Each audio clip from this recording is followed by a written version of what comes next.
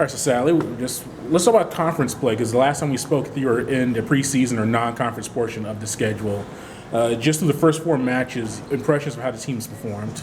Definitely growing. We have everyone back healthy. We're able to go 6-on-6.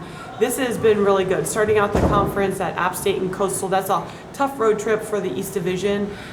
They're both undefeated in the conference right now, 4-0. It's always tough to play at those places, but it's great. This conference, you need to win the games at home. That home court advantage is huge right now. So taking South Alabama in 5, what a great match that was. And we rebounded with Troy.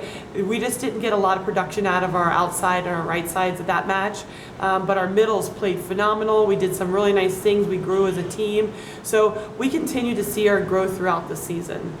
How do you approach conference? Do you do it in quarters or just every weekend to reevaluate? How do you just approach these conference matches as far as reviewing and kind of benchmarks of where you want to be? So we look at about every 3 weeks. And so with the Sun Belt, we usually have 2 away matches or weekends and 1 home. That's kind of, we're a heavy away team this year for how the conference schedule is laid out.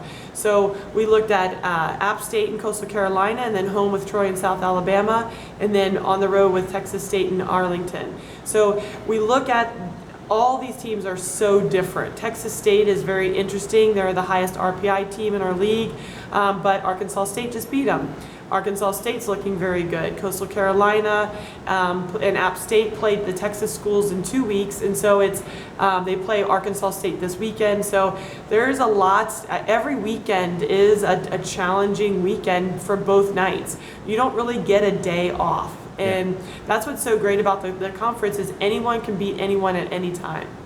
And discuss with me just her performance, and to get the first to have 100 kills and 100 digs, so she's done it offensively and defensively for you. Let's talk about her performance so far this year.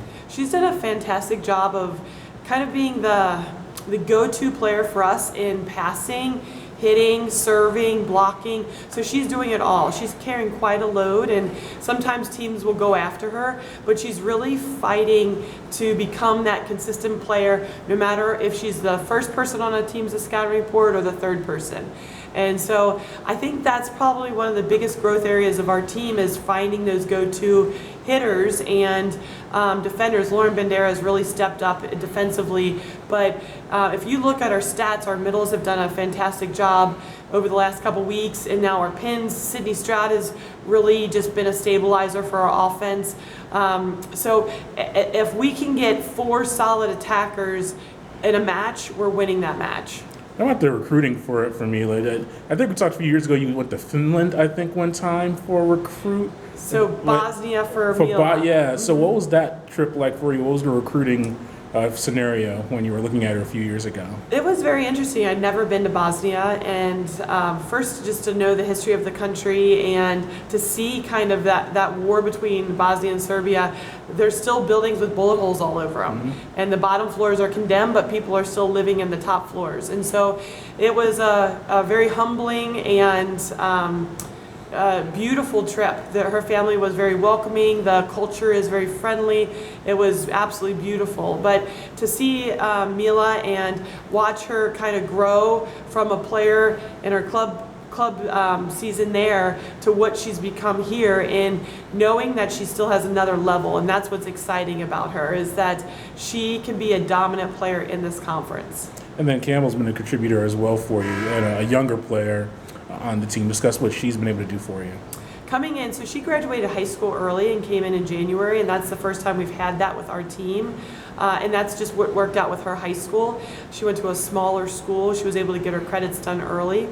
So for her, the spring was so important, just as a setter, the tempo at which you set, the speed of the game, the physicality of your hitters, all the knowledge that comes along with it, the weaker blocker on the other side, your tactical schemes. And so being a quarterback and really starting your freshman year with only 2 weeks to really train all of our systems can be very overwhelming. And she did a fantastic job leading this team this spring. She was our only setter. And so I think that was a massive benefit to her. She's really growing every match. She's a great team leader. Both her and Jordan bring so much to the team. You mentioned that was your first spring recruit to come in the spring.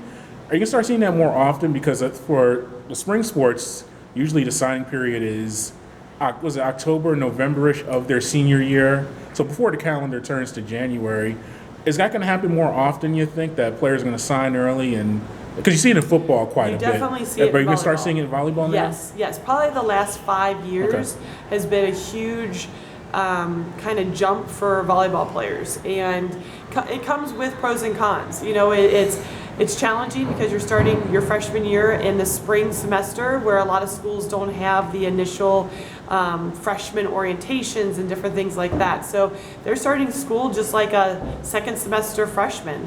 And Campbell did a fantastic job academically, athletically, physically, emotionally, all of those things. When you're in season in the fall, you don't have time to think. You know, where we have you all the time is busy scheduled academically or athletically. And so the spring you have a lot more downtime, and that can be a little bit more challenging as far as homesickness, but she handled it like a champ. And lastly, Texas State, you mentioned a team that's been top of the conference for right near the top for the past few years. They're off to a solid start. Well, now, what do you see from them and the challenges that they'll present for you on Friday? They're going to find their kills. And so for us, the game is really easy when you look at it. You have to score more points faster than your opponent. And so for them, we know they're going to find kills. It's up to us to point score. So if we can find our kills, it's going to be a great match.